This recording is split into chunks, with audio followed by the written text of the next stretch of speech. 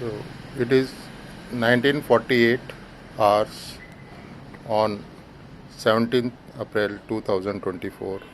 Today is Wednesday. So in the evening I made two videos.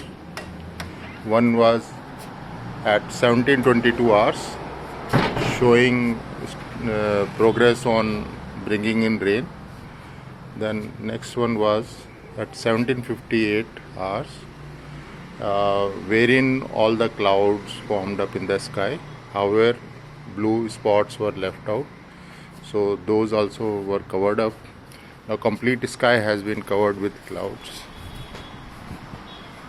and you can see all over, all everywhere it has been covered with clouds.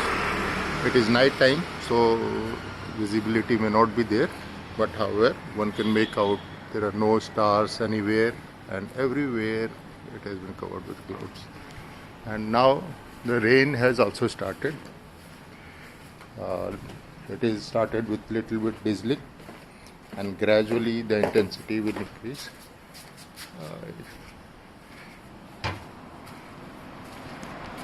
So that's all. Thank you.